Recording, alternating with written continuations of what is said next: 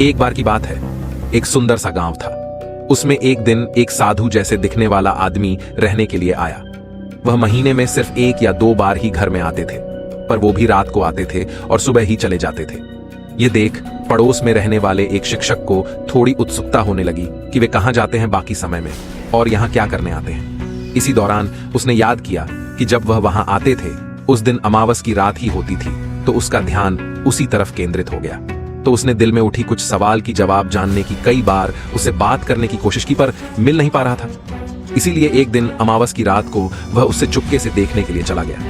जैसे ही खिड़की से थोड़ा झांक के देखा तो उसने देखा वह आदमी जमीन पर बैठे बैग से 3 नींबू, 1 गुड़िया और थोड़ी सी कील निकाल रहा था।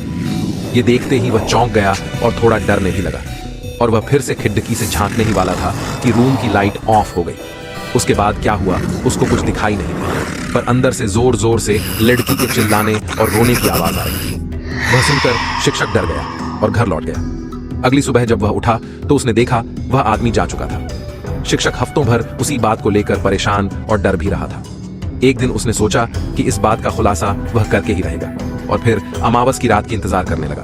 जैसे ही अमावस की रात आई तो शिक्षक टॉर्च लाइट लेकर उसकी खिड़की की ओर चला गया। शिक्षक ने देखा कि वह आदमी फिर से अपनी बैग से वही सामान निकाल रहा था, और उसके बाद लाइट चली गई और अंदर से वही आवाज आने शुरू हो गई। तो शिक्षक ने फटाफट टॉर्च निकाली और ऑन किया, पर टॉर्च भी ऑन नहीं हो रही थी। यहां तक कि उसका मोबाइल का फ्लैश भी काम नहीं कर रहा था।